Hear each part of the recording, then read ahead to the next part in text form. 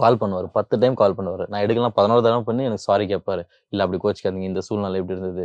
அதெல்லாம் யாரும் பண்ண மாட்டாங்க. புரியுதுங்களா? இது ஜஸ்ட் ஃபார் எக்ஸாம்பிள் நான் கதை கேட்க சொல்றேன். ஆள் வேணும்லங்க. இருக்கு இவரே நான் விட்டுட்டா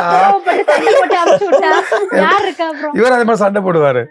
நானும் ஃபோன் பண்ணி கேட்பேன், இருக்கிற 5 ஜீவனை விட்டுட்டோம்னா யார்கிட்ட போய் கதை சொல்றது? சண்டை அவ்வளவு நடக்கும். அதுக்கு சுயநலம் தான்.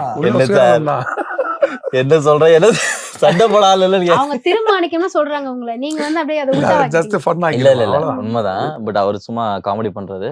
பட் ரியாலிட்டி என்னன்னா, நேத்து தம்பி ராமையா சார் கூட ஸ்டேஜ்ல சொன்னார் பிரஸ் மீட்ல. உண்மையான ஒரு மனுஷன், யாருக்குமே கெட்டது நினைக்காத ஒரு மனுஷன். அதனாலதான் இப்ப எல்லா நல்லதும் சேர்ந்து இவருக்கு வருது. புரியுதுங்களா? அப்பேற்பட்ட ஒரு மனுஷனால மட்டும்தான் இப்படி ஒரு கதையை எடுக்க முடியும். எல்லாராலையும் ஜஸ்ட் லைக் நான் ஒரு பேப்பர் பென் எடுத்து உக்காந்தேன் கதையை எழுதுறேன்னா வராது. அது மனசார நம்ம அதை ஃபீல் பண்ணணும். நான் என்னோட ஃபேஸ்புக்கில் ஒரு கொட்டேஷன் போட்டிருக்கேன்.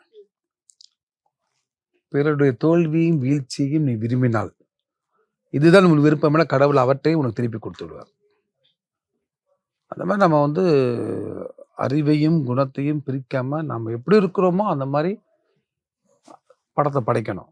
நம்ம கேரக்டர் தான் எனக்கு படம். நல்லா இப்போ பாந்தமாக சோசியல் சர்வீஸ் பண்ணக்கூடிய கதைகள் பண்ணிட்டு அங்கே போய் அசிஸ்டண்ட்டை டார்ச்சர் பண்ணிட்டு எல்லாரையும் டார்ச்சர் பண்ணால் அது எப்படி தீர்மானிக்க வரும்? நம்ம அறிவு தான் நம்ம குணம். நீங்கள் எவ்வளோ தூரம் குணமாக இருக்கோ அவ்வளோ தூரம் உங்கள் அறிவு மாறும்.